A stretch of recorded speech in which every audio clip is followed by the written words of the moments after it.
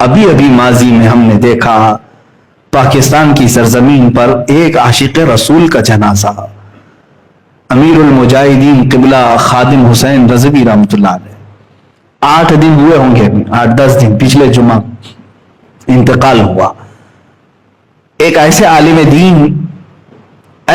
دین، بڑی سادی زندگی گزارنے والا، صرف 54 سال کی عمر، حافظ قرآن اور ایک مسجد کے امام، بس اس کے علاوہ ان کا کچھ بھی بڑا سٹیٹس نہیں تھا۔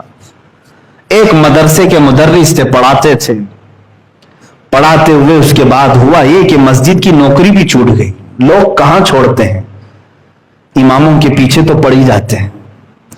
کہتے تو ہیں نماز میں پیچھے اس امام کی، نماز پھیرنے کے بعد میں جا کر کے پوری زندگی کے پیچھے پڑ جاتے ہیں، اکثر اماموں کے ساتھ ہے۔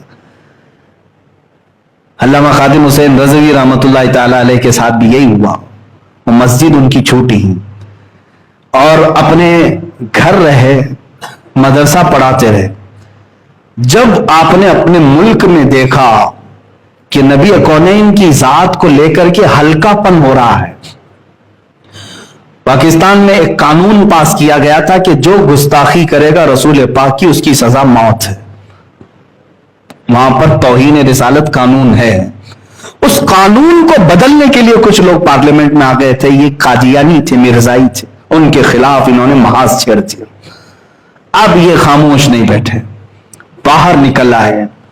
جانتے ہیں دونوں ٹانگیں ٹوٹ گئی تھی، ویل چیئر پر تھے، ایک ایکسیڈنٹ میں حادثہ ہوا، ویل چیئر پر رہے، چیئر اٹھا کر کے لایا جاتا تھا، ہزاروں کے مجمع سے جب خطاب کرتے رسول پاک کی حدیث بیان کرنا اور صحابہ کا عشق رسول بتانا، اس کے علاوہ میں نے کچھ اور نہیں سنا۔ اور جو سختی کرتے تھے وہ گستاخان رسول کے خلاف کرتے تھے، جو توہین رسالت کا مرتکب ہو اسے کسی صورت وہ معاف نہیں کرتے تھے۔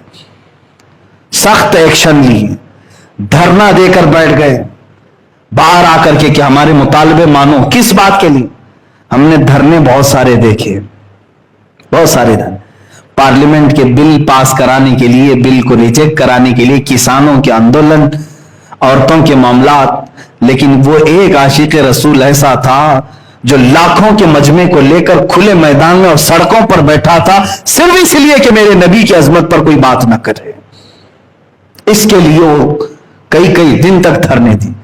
حکومت وقت نے ایکشن لیا، کئی مہینے جیل میں ڈال دیا معذور عالم دین کو۔ کس بنیاد پر؟ عشق رسول کی باتیں کر رہا تھا۔ اسلامی کنٹری بنام اسلامی کنٹری تھی، سب لبرل ہو گئے تھے، سیکولر ہو گئے۔ ایک عاشق رسول اٹھا اور لوگوں کے دلوں کو گرما دیا۔ ان کی پوری ایکٹیویٹی اگر آپ دیکھیں گے تو صرف 5 سال کے اندر یہ آئے بھی اور چلے بھی گئے۔ 5 سال میں جو جوش و ولولہ پیدا کیا، بلکہ پوری ایک تحریک بنا دی لبیک یا رسول اللہ کے نام سے۔ آج پوری دنیا میں کہیں نعرہ اگر لگ رہا ہو، سنیں لبیک یا رسول اللہ، تو اسی معذور عاشق رسول کا دیا ہوا ہے۔ پیر سے معذور ویل چیئر پر بیٹھ کر کے پکارتا تھا لبیک یا رسول اللہ، اے اللہ کے رسول ہم حاضر ہیں اپنی جانیں لے کر کے آپ کے لیے۔ ان کے غلاموں پر، ان کے شاگردوں پر پولیس نے شیل برسائے، آنسو گیس کے گولے داغے، اور ایک نہیں 50 لوگوں کی جانیں گئی دھرنے میں۔ یہ نبی کی عظمت کے لیے پھر بھی ڈٹا رہا۔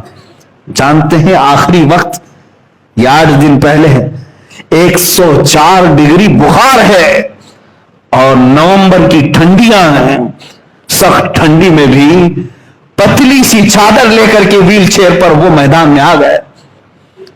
ڈاکٹروں نے کہا تھا اتنا بخار ہے آپ کو ہوا نہ لگے۔ انہوں نے یہ کہا کہ اگر نبی کونین نے مجھے سوال کر لیا کہ میرے سارے غلام میدان میں تھے، تو گھر میں کیوں بیٹھا تھا، تو میں اپنے لنگڑے پن کا عذر نہیں پیش کر سکوں گا، مجھے جاننا ہے۔ آ بھی گئے، بخار سر پہ چڑھ گیا۔